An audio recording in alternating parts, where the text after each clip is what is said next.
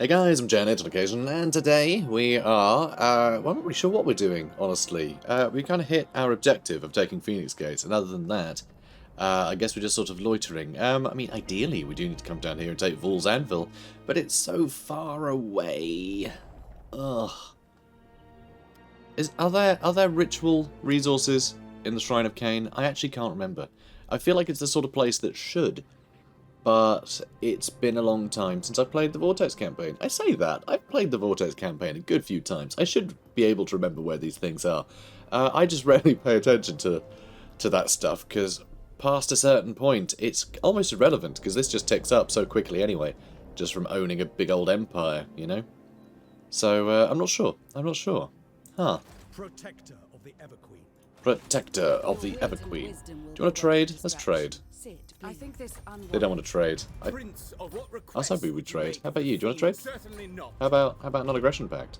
Misguided. No. Okay, I think we're declaring war on these guys then. They do have quite a big chunk though, don't they? 7 settlements. Yeah, they're the most successful of all the high elves. Huh. You have to think about doing something about them. We do have plenty of money in the bank, so I could actually quite happily afford another Lord choice. We can get Alistair the White Lion. I like that they made him a Lord choice. So, for those who don't know, Alistair the White Lion was a, well, still is. I think it was Make-A-Wish. It was a Make-A-Wish the Foundation? Make-A-Wish the Foundation, I just said, didn't I? Make-A-Wish Foundation thing. And apparently the kid recovered, which is brilliant, so it's lovely to hear. But, yeah, apparently that was why he was added, Alistair. But then, because he was a bit unique, people liked him so much, they went, oh, okay, well, instead of just having him in the recruitment pool, let's turn him into a legendary lord. Which I think is really nice. I think it's a fun little thing. It's nice to see the sort of community has evolved, sort of in-game things into something a bit more memorable, a bit more, you know, more fluff surrounding it. I like it. Just a bit more significant, I guess is the word I'm looking for. It's 60 we need for lords. I did wonder. I did think that heroes were cheaper than lords, and now we have evidence of that. So I do want a little bit more influence before I get a lord, because we're going to have these lords for a long time. I'd rather not go cheap and then have to wait a lot longer. Though, Alistair only costs 30, and we do get a bunch of additional bonuses here. Unfortunately, mostly for White Lion-related things, and most of those, well, 2 out of 3, are hidden behind DLC, which is a bit of a problem. And we can't get any White Lions. We have no buildings for that. Huh. I don't know. I guess we'll wait a second. We'll see what Tyrion does. Maybe I should go deal with these guys. I might just raise that to the ground. I don't think I want it in uninhabitable climate. We might raise that to the ground for now and then go get it later. Sounds good to me. Extra growth for the Phoenix Gate. We do want to get this as high tier as possible so it can look after itself. If what you seek is for the greater good, my sword is yours. Defensive alliance with Alariel the Radiant. I think that's a good idea. I like alliances. They're usually far more trouble than they're worth, but I like looking for trouble. So if our allies can drag us into a bunch of additional wars, then I think that's a good thing. Cathik is trying to do the same thing. Is Cathik on good terms with these guys yet? No. I can't risk that one, because I don't want to be at war with Eltharion. I think that would be silly. There's living on the edge, and there's just, you know, souring a pleasant relationship, and I don't want to do that. Although I'm amazed Carnthel is still going. What is your problem? Oh, it looks like you're busy fighting vampire pirates. That makes sense. I'll accept it. So, maintain 22 units total. We currently have 19. So I guess we do need that other army. It would give us more influence, actually. So if I just get some random... I was about to say some random shitlord, but I didn't want to swear. But then I do, because I think that's such a funny thing to say. So we could just get some random shitlord, and then get rid of them, basically. Because we'll get enough influence from getting this quest done that we'll be able to afford a really good lord. Good lord. Maybe doctrinal. I mean, that's quite good, provided we can get some elite units in his army. That's nice. I like experience gains per turn. But none of those seem like the best thing in the world, so let's have a look at the princesses. Charmed. It gives Bound Spell Amber Spear, which is awesome. 3 of them. That's awesome. As well as extra winds of magic and 10% ward save. That is huge. Also, Exemplar, extra speed for chariot units and cheaper chariot and eagle bolt thrower units, as well as recruitment duration down for chariots and reload time reduction bonus for Eagle Claw Bolt Throwers. I love both of these, and I want both of them. These are both brilliant. The princesses are making the princes look like absolute dicks. This is perfect. We'll try and get one of those. Hopefully they'll stay in the pool for a little bit longer. I think we'll go for Charmed, just because that has more, you know, visual fun. And you guys might notice, we don't have access to the Archmages, so we can't even get Lord tier spellcasters. I had really grown fond of just being able to hire a spellcaster from the Lord recruitment pool where you aren't limited. That was great. I really liked that. So until then, let's get this ill-prepared guy. Dydraurus. I like the idea of getting someone ill-prepared because we are getting this guy purely in preparation for doing something else completely. I think that's really amusing. And, yay. Done. That'll be it. That was easy. I feel like there should be a catch. Wow, there is a catch. These cost a lot more when they're not under Tyrion's control. Tyrion hardly spends a penny on these guys. Look at that. 67 upkeep. Big savings with Tyrion. Big savings. He doesn't pay his militia well. He really doesn't. Anyway, Sunfang. Tyrion, son of Arathion, is the greatest warrior in Ulthoan. Some say the greatest warrior to have ever lived upon the Elven Island. For an elf, he is a being of simple tastes and a rare straight-talker who despises dressing up his words in needless confections and double meanings, unlike the princes that frequent the court of the Phoenix Throne. In Tyrion's mind, it is these dandy fools that will be their race's undoing. While they prance about court, furthering their own agendas, the vortex struggles, and invasion is imminent.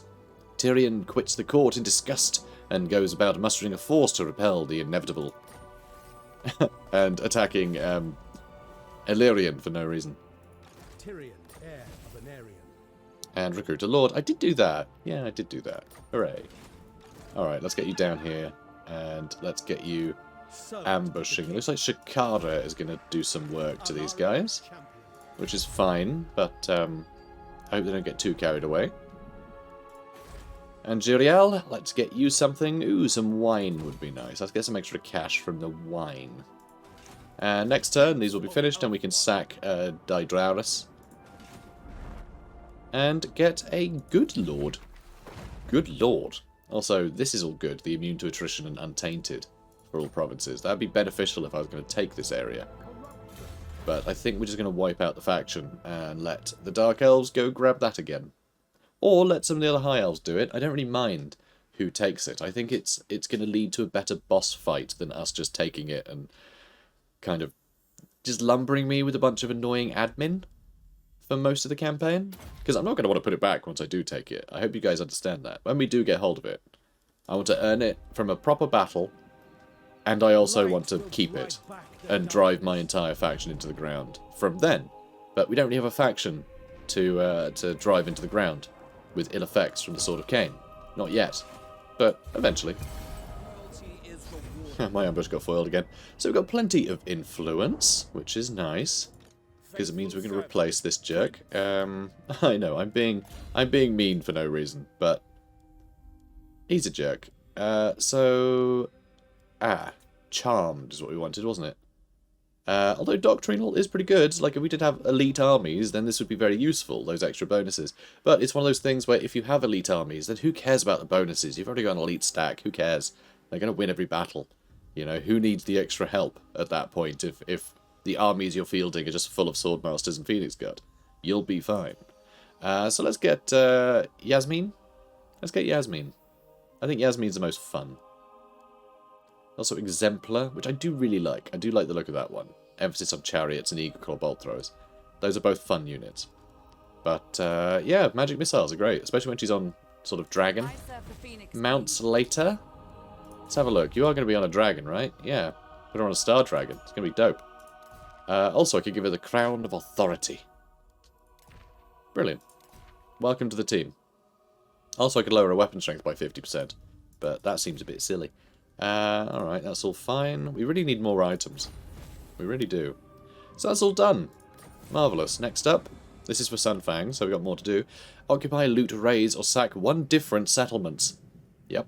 The elven lust for intrigue can be insatiable and often self-destructive. A certain cohort of princes, envious of Tyrion's influence over King Fidubar, seeks to exploit the situation of the failing vortex and Teclis's sudden departure to Lustria for his own gain. The jealous princes utter a poisonous rumour in court and let their race's proclivity for scandal do the rest. And, oh no, not Tor Finu.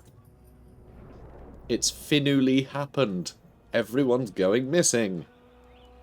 That was a stretch. Anyway, the populace in one of your settlements is gradually vanishing. On certain nights, whole ghettos or districts are left abandoned. The only clue for their remaining denizens is a triangular symbol daubed on a nearby gate or wall. I think it's in one of the army books. One of the High Elf army books. It talks about the Skaven, because this is obviously in reference to the Skaven. You know, there's these triangular markings and people going missing. So the thing with Ulthoan, it's not actually connected to bedrock. It's why the underway stances don't work on Ulthoan. You can't actually do it. If you're a dwarf that lands on it, or a greenskin, you can't use the underway to move around in Ulthoan. It's because it's not connected to bedrock. It's actually floating in the sea and steered about like a ship with lots of magic. It's all very, well, magic. So that's fun. But there is actually a little story about Skaven actually invading Ulthoan, and they actually managed to get into the inner sea, and I'm pretty sure it was around here somewhere, if I remember correctly. It was somewhere over here, where they landed a bunch of submarines filled with Skaven, and it was actually from the Shrine of Kane. They noticed the commotion, and, you know, all the bad things that were happening, because it was an invasion force, you know? Bad things were happening. And yeah, a bunch of phoenixes came with Phoenix Guard riding on their backs and just completely wrecked everything. So yeah, no more Skaven. But yeah, Skaven, I think that's the only time Skaven have landed on Ulthoan. Unless there was some end times nonsense that happened, but yeah, I don't really count that. Although there's always little anecdotes here and there.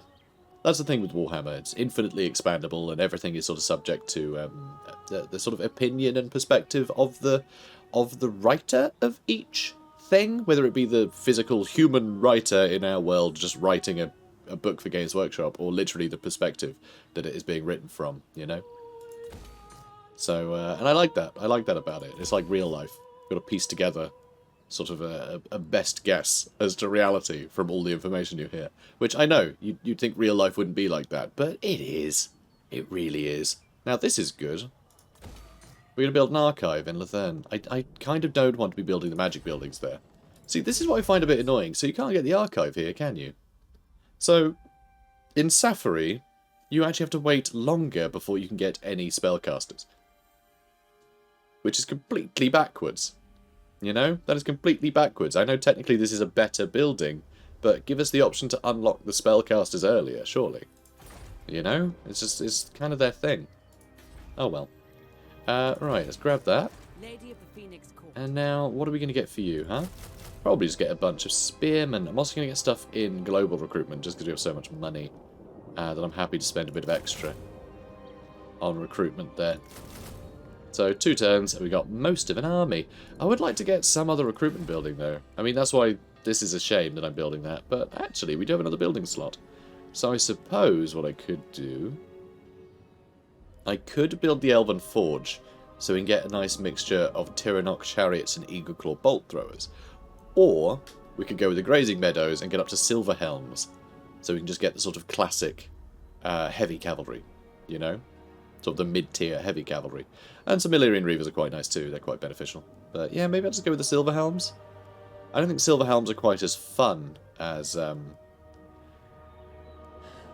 something like the Tyrion chariots, though. And Eagleclaw bolt throwers are always useful. So I think we'll go with this.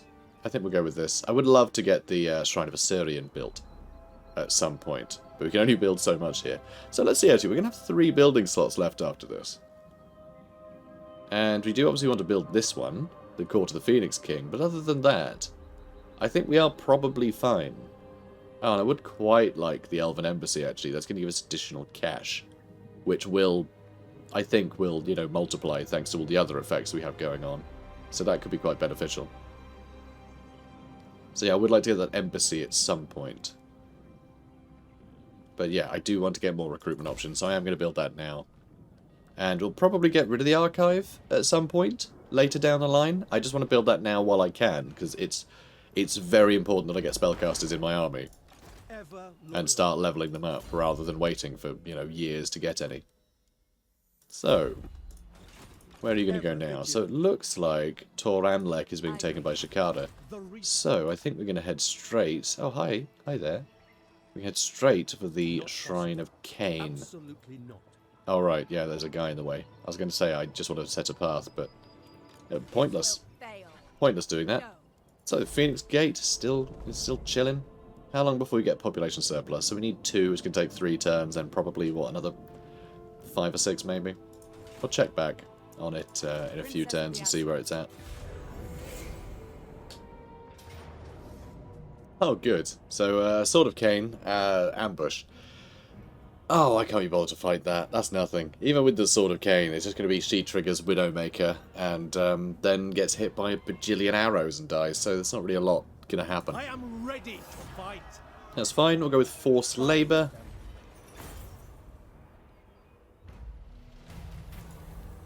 And, okay. So this is a big decision, obviously. We can keep the Sword of Kane. But I'm not going to. No, I'm not. Even though Tyrion wants it, there's not really reason to yet. We don't have, you know, the ancient enemy bearing down on us or anything. There's sort of no big reason for him to go, yeah, let's take it.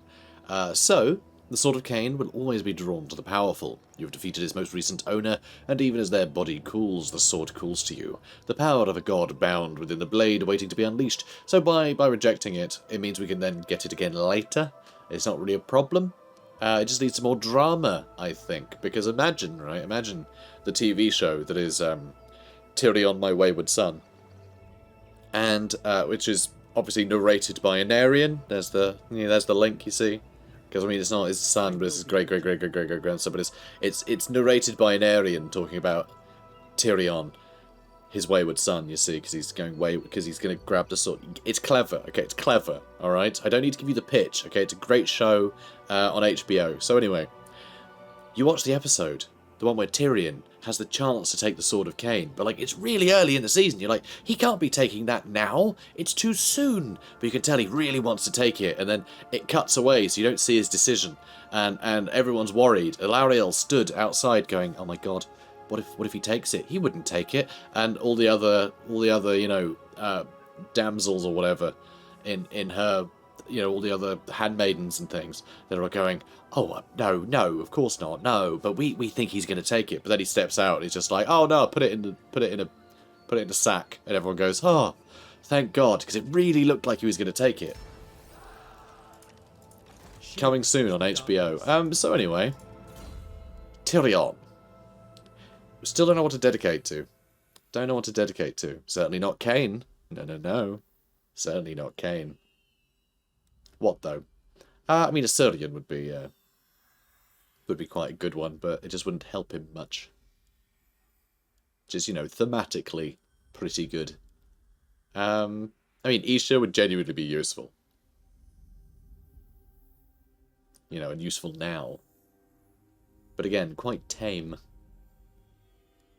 Just none of these really bestow anything, like, interesting. I kind of wish these all had, like, a specific ability or something that you got with it, because all these bonuses are, like, useful, but not very evident. You know, this decision doesn't lead to any sort of evident change. It's just kind of like, oh yeah, just a stat is ever so slightly higher. I guess that helped, you know? So let's go with... I mean, extra campaign movement range would be very nice. That would be very nice. You know, I think this one, the thing that's going to be most evident is casualty replenishment rate. It just is. It's quite a boring one, but I think that is the one that is going to help us the most. So, I'm going to take it. Next up, Shrine of Kane. Hey there, Shrine of Kane. Oh, okay, hi. Hi there. Wow. Well, definitely not auto-resolving that one. Lose everybody. That is horrific. This is insane. Luckily, we'll be able to kill most of it at arm's length, thanks to our archers being, just the best archers. The best archer a man could ask for. Alright, so, yeah, you go to one side. I mean, you guys know the drill by now. I know we're only, what, 3 episodes in, but it's a pretty typical design here. So, you're going to stay there. And you lot are all going to walk forwards just out of range of their dark shards. And then you're going to kill everything. And you are, I guess going to come in from a bit further back. I don't like it when they're on the corner because they can actually shoot at me. So, well, let's just go here and we'll fly across. Don't know what these guys are going to be doing, really. I mean, it would be nice to hit some of these Dark Riders. Maybe the repeater crossbows? It would be quite useful. I don't know if they have to get in range to do that, though. Alright, Heir of Anarian. Oh. Alright, coming to get you. Coming to get you, Dark Shards. Oh, hi. Hi, Shades. Okay, that's going to sting. Like, a lot. Yeah, some more over here, too. My word. Well, I guess it's good that we have our best guys on it. Okay, this is good. We have line of sight. Let's get you guys on guard mode. And you lot start shooting them, please. And let's get... Oh, no, you're kind of... Okay, that's the last one. Not bad, though. Feel like that went well. Oh, I can't jump down there. That'd be bad. Although, let me jump into those shades instead. Anti-infantry, and I'm pretty sure Stevie Nicks isn't a person. Which is going to sound very strange for people who actually know who Stevie Nicks is. But that's fine. It's neither here nor there. Alright, we're charging in now. Okay, don't really want the Witch Elves doing their thing to me, but, you know. Okay, how's everyone doing? I'm asking the Dark Elves. How are you guys doing? You dying? You dying? Good. Good. I'm spiteful. The High Elves would say that the Dark Elves are the spiteful ones, but it's just kind of elves, really. Just the Dark Elves wear their spite on their sleeve a little bit more. Archers. Okay. Loyal! Archers. Loyal!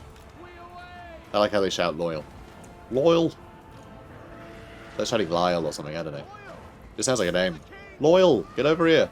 Loyal! Loyal! Come look at this! I know. I know. What am I on about?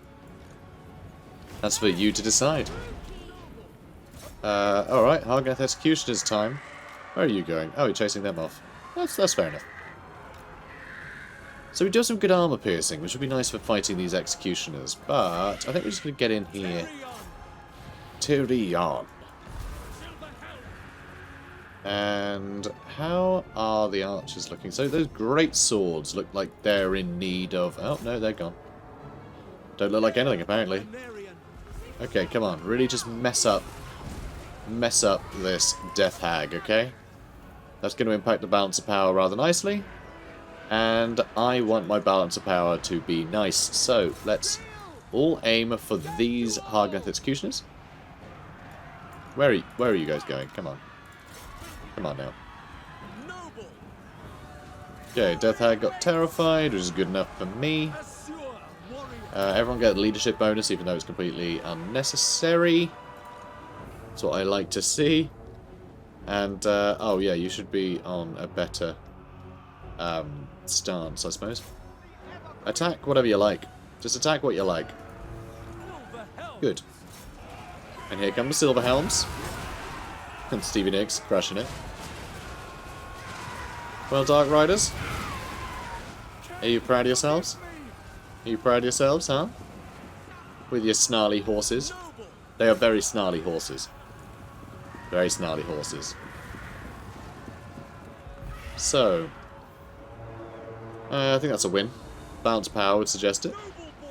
Yeah, some good units kicking about, but, I mean, we're doing a number on them, that's for sure. Oh, is that army losses?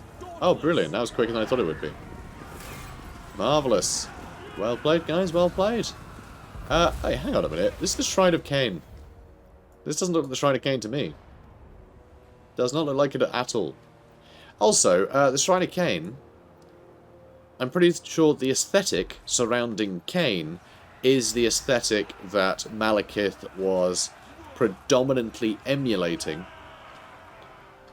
because it's sort of that part of his ancestry of, you know, being the son of an Aryan. It's that part that is accentuated. It's the time spent with, well, it's the corruption caused by the Sword of Kane that sort of gave rise to his, let's call them personality quirks, shall we?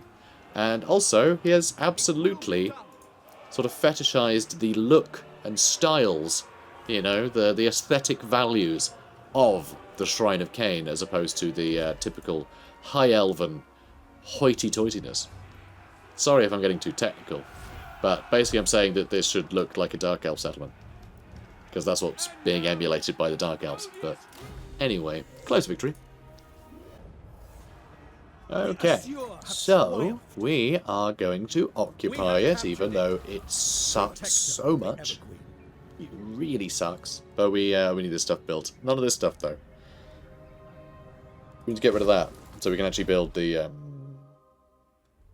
this one? Or this one. We kind of need both. We need the Shrine of the Widowmaker and the Ancient Waystone. So is this going to give us a garrison? That is going to give us a garrison, and that's going to give us a garrison. And then the garrison building is going to give us a garrison. This is going to have a hell of a garrison, isn't it? Like, it really will. Untainted plus 15 is certainly going to help. And, let's see, wave fragments generated 10. Plus 5 melee defense for everyone. And some extra Winds of Magic power reserve, which would be good for that mage of high magic there that we'll get in the garrison. Yeah, there's going to be some good stuff. We really don't need this grove. Really don't need a grove. Oh, wow. That's nice. It's actually earned us the Sunfang. Or at least earned us the opportunity to do the Sunfang quest battle, I imagine. Which is kind of nice, you know? Sort of serendipitous, in a sense. So, the elven lust for intrigue can be insatiable and often self-destructive. Sure can. Now construct one of the following buildings. The Shrine of Assyrian. Well, we own the Shrine of Assyrian, and the Sacred Flame of Assyrian doesn't count as a Shrine of Assyrian, which is sort of annoying. That is sort of annoying, that that's not enough. So, Tyrion has proven himself more than a mere warrior, but a capable general and leader of the Aesir. Back in court, the conniving princes hide their victorious smiles. Tyrion has played into their hands.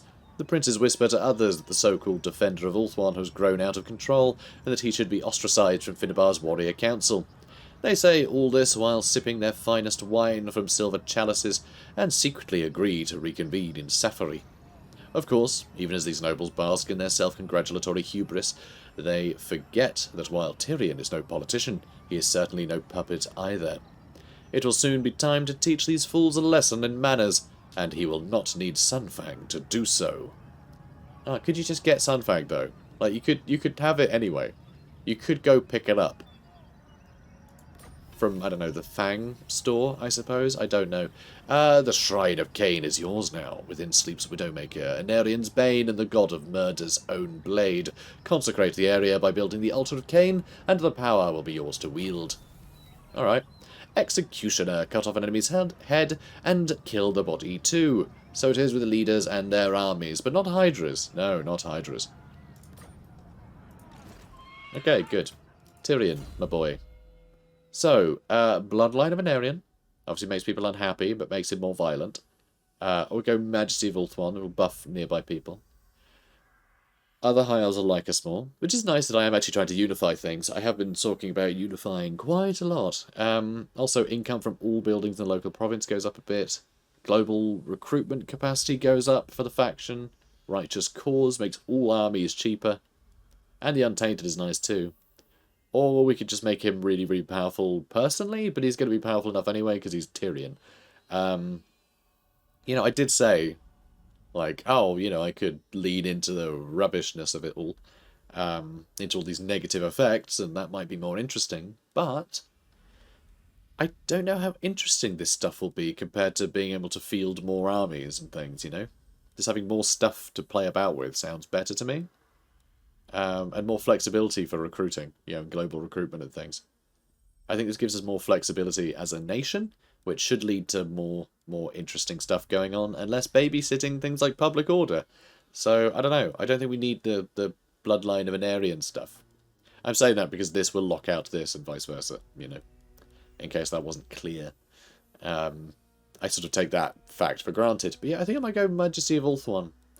But I could delay a bit, but it'd be a shame to not get these quicker. Because, I mean, Unify would be great. Having all the High Elves sort of solidified in their love of me, so I can order them to do things. Because I do want to play sort of diplomacy a bit in this campaign. I don't want to just confederate everything or conquer everything. Like, I'd rather Ulthuan be disparate and, you know, I had to come to the aid of one faction or another. Unfortunately, it is a bit broken on the Vortex campaign, just for the fact that your allies don't end up at war with the armies that spawn to stop you doing the Vortex, and that's the main thing you would want allies for, which I think kind of undermines the whole diplomacy thing, which is a shame, but oh well. So be it. And then Ambrifor. Let's see, I don't want to bother getting you a steed just yet. I think I'll wait for the eagle. It's not that far away. And before that happens, I guess I can just have more Blade Master. That could be fun. Although missile resist would be useful for when he is on an eagle. But I'll go Blade Master for now. Cool. And we are missing a unit. Who did we lose? What did I lose? And I could actually get a Great Eagle before we destroy that other building, but I guess there's not much point. Let's just go with another Spearman. That's exciting. I think that's what I lost anyway. Right, Yasmin. Oh, nice. Yeah, that's well stocked. So one more turn, is it? One more turn. One more turn we'll have the Elven Forge, and we can get a couple of Eagle Claw Bolt Throws and some Tyrion Chariots. I actually want a few Tyrion Chariots. I think they're really fun. But the emphasis on Tyrion Chariots and Eagle Claw Bolt Throws means a lot of range damage, which I think will be quite exciting. I can also have go get some treasure, actually. I think I might go treasure, Vol's Anvil. Oh, treasure, then Vol's Anvil. And yeah, look at this. Yeah, it looks like the pirates have landed. So Toranlek, and it's Tordrinil, which is what, over here? Yeah, over here. So yeah, we are just going to be lumbered with the Shrine of Kane that's going to hate us for months. But we can actually get Widowmaker to max, so we can get all the Untainted, which will cheer everyone up. So we can get those two done at least. So that's not so bad. So actually, with that in mind, I should probably get rid of the Watchtower as well. Just so we can hurry up and build the other building that we need. That's disappointing. It means we might have to babysit it for a little while. Gutted. And can get a bit of replenishment and Untainted, which might be useful. How tainted is this? Oh, hang on. Is this just not tainted at all? Yeah, it's 100% untainted. Oh, that's weird. I was really expecting it to be tainted. Invocation of Hoath. Lord of Wisdom, God of Learning, and Sorcery. Those who invoke him gain precious insight and may divine the winds of magic. So I've heard. So what's that going to give us? Extra winds of magic and experience gain for all of our mages. Experience per turn for mages. And, sorry, I was bored of reading about mages, apparently. Couldn't help but yawn. So yeah, and hero action success chance for mages, which is all fine, I guess. You know, nothing major. It's still a long time before we can do some of the other things. Actually, I can do this again in 4 turns. Wow, it's almost been 20 turns since we did the Invocation of Assyrian. I guess we did do it very early in the campaign, didn't we? Alright, let's get these buildings. That's going to take 10 turns, and that's going to take 2 turns. Really, 10 turns for the Ancient Waystone. Isn't that backwards? Isn't it usually Widowmaker, like, takes ages to do, and the Waystone's really quick? I guess the Waystone always took a while, and I guess it's the next tier of the Widowmaker that takes a long time to make. But 10 whole turns! That is madness. Some of it's probably do this, though, isn't it? Because construction time plus 100% for all buildings. Yeah. Yeah, it's usually, I guess, only 5, which is still a long time, but still. I know you're waiting. Just be a little bit more patient, please. Lady of the Phoenix Court. So that's going to take 2 turns to do. So... I could blow a bunch of money getting these in global, while I get these out of global, like so. That is quite pricey, but it will get me to treasure hunting quicker, which I'm kind of fine with. The people are restive. Because, yeah, I will be sat on my hands for a bit, so yeah, 2 more turns, and, yeah, this army is good to go. Well, not quite. I will still want a mage, which I can get now. Hell yeah, that building's finished. I didn't realise that building was finished. Oh no, we have 28 influence. Can I get a little bit more influence? Just a little bit.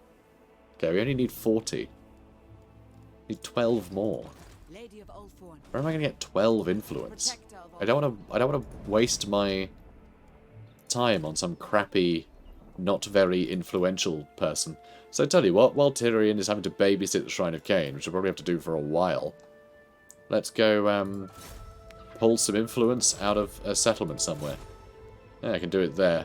I guess I'll do it over here? I don't know. I guess I have to do it on my own. Moving out. Is this going to upset Cathaic? I actually have no idea if this has any ill effect. I don't know if they like this or not, because you can gain influence by coming and being like, hey, I got you these flowers I picked. And go, oh, that's nice. I owe you one, because I like those flowers that you picked. I'm just wondering what elves like.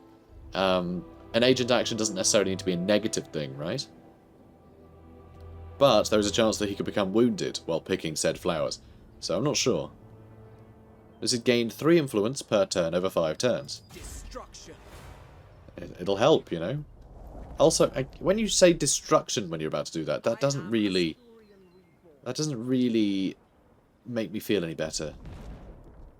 But oh well. I serve the Phoenix. Oh, hi, Black Buckthorn. I guess we're at war with him. Bunch of dwarfs. Like dwarf sailors. Oh. Oh, wow. Okay. I'd completely forgot about that. And I'm pretty sure when we got this mission, I said that I was going to forget about it, because this is a mission that we were just going to do by the by. It was just going to happen, no matter if we pursued it or not. So ever since a 2-tailed dragon was seen burning across the sky, the world has become even more of an uncertain place. The vortex grows more unstable, and the enemies of the Aesir seek to take advantage. Unsurprisingly, it is the Druki that are most aggressive. So we did read this already, but you know, there's a war council afoot. And next up, have 2 of the following units. White Lions of Schrace, Pure Main Company, which we can't get, because that's a regiment of renown, which we don't have access to. But anyway, so we want to get White Lions of Schrace, which we don't have access to yet, which is a shame, because that dragon armour is rather nice. And it's grandpapa's. So, Ulthuan's residents remain on edge. Tyrion's presence is a small comfort, but the Aesir have always been highly attuned to the magical eddies that assail the world. And all, from swordmaster to poet to humble cordwainer, feel the doom encroach as the vortex fails. Amidst this unease, the rumours of dark elves hidden amongst the populace persists, and that an assassination attempt on the Phoenix King and his foremost champions is imminent. It is fortunate that the world's best bodyguards reside on Ulthuan, in Schrace to be specific. Exciting. So, yeah, we just need White Lions, which is, yeah, fine, I guess. Do you want to do anything?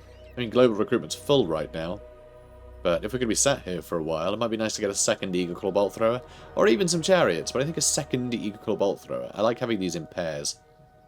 It feels right. It feels right.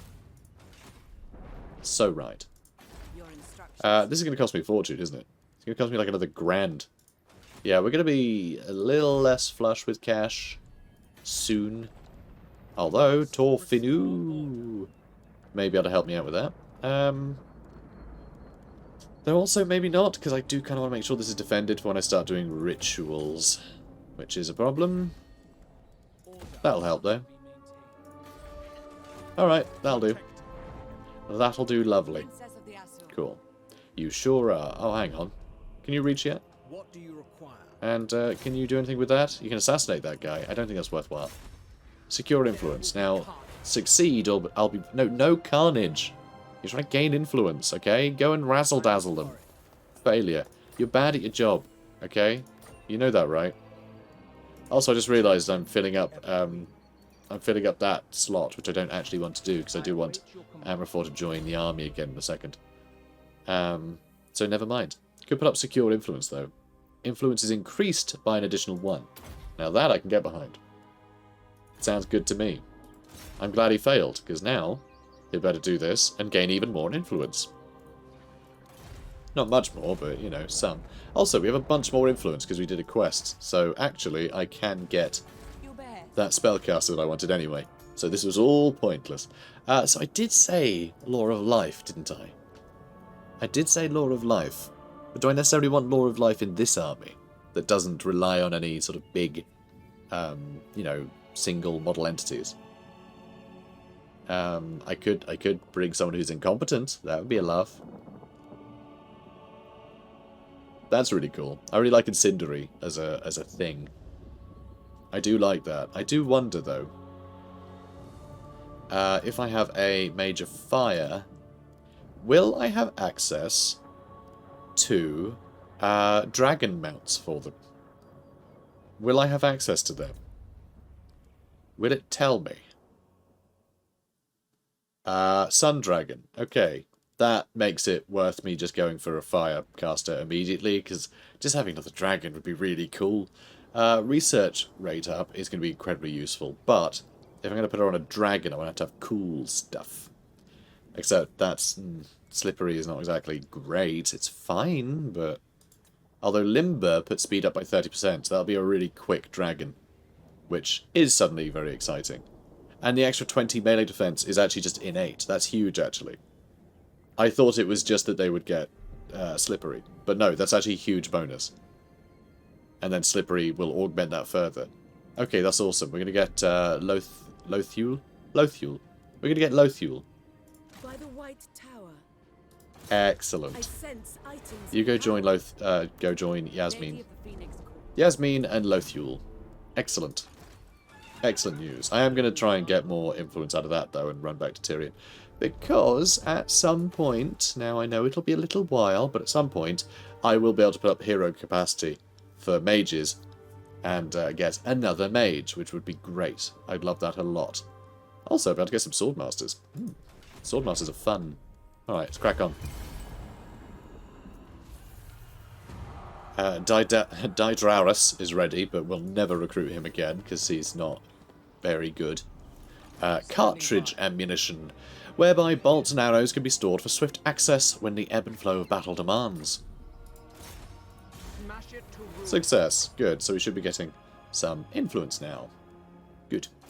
Now you head home to Share my experience. Tyrion. Do you live with Tyrion? Do they live together? Why not? Why the heck not? And then, yeah, here, this is the 10 turns that I was thinking of.